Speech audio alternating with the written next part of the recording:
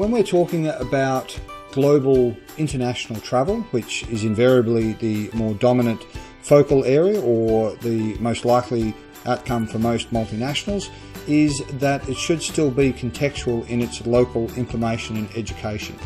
So irrespective of where the organisation is travelling, irrespective of the volume of travel to associated locations, it's important to localise and contextualise the information and risk categorisation of business travel. And this is particularly acute for organisations who are making long distance assessments.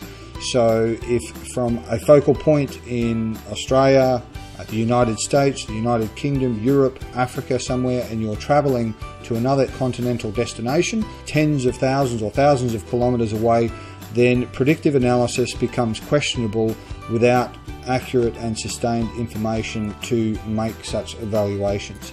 So it's important that irrespective of where the decision makers are located, the origin of travel, that the destination, locations and the physical locations in which individuals are travelling is adequately supported with education, awareness, resources, monitoring, surveillance and so on. So it's insufficient to say we have a global coverage when in fact the information contained in either a report or an analysis or the identification of threat lacks sufficient granular detail to be relevant for local organisations.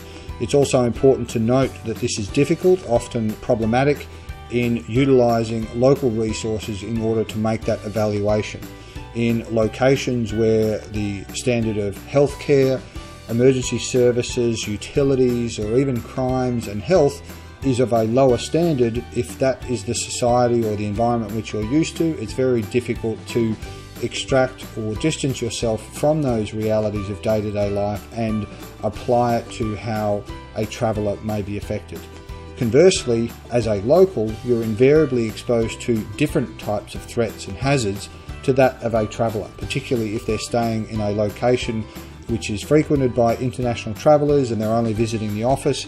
They're obviously not going to potentially things like supermarkets, playgrounds, cultural events and those sorts of things. So again, they can be removed from the equation. So it's important, irrespective of how broad your international travel, local and contextual information is paramount.